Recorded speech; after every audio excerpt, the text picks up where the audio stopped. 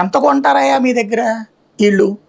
ఇది కూడా మద్దతు ధరలు ఎక్కడ జరుగుతున్నాయి, మార్కెట్ అయినా వీళ్ళైనా అధికార పార్టీ అనుకూలు రైతుల దగ్గర తీసుకుంటారు, మిగతా వాళ్ళది అట్లా. అంతే కదా, అదే కదా రాజకీయం నడిచేది.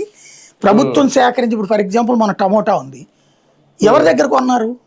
నిజమైన రైతులు, రైతే వైసీపీ మద్దతుదారైన రైతు, టీడీపీ మద్దతుదారైన రైతు అన్నారు. టీడీపీ మద్దతుదారైన రైతు దగ్గర కొంటారు వాళ్ళకి లాభం వస్తుంది. కానీ అక్కడ వ్యాపారస్తులు దీనికి భయపడి ఎక్కువ కొనాలి కదా, వీళ్ళు తెగించేశారు.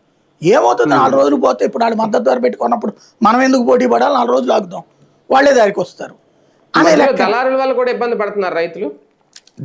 దళారీ అనేది అనడానికి లేదండి. ఇప్పుడు మార్కెట్ యార్డ్లో అమ్ముతున్నాడు, అక్కడ దళారీ ఏమున్నాడు? బేసిక్గా మార్కెట్ యార్డ్కే తీసుకెళ్లి సరుకు పోస్తున్నాడు కదా. అక్కడ కొనే జనానికి వీళ్ళకి మధ్యన అనుసంధానతలో ప్రభుత్వాలు విఫలమవుతున్నాయి.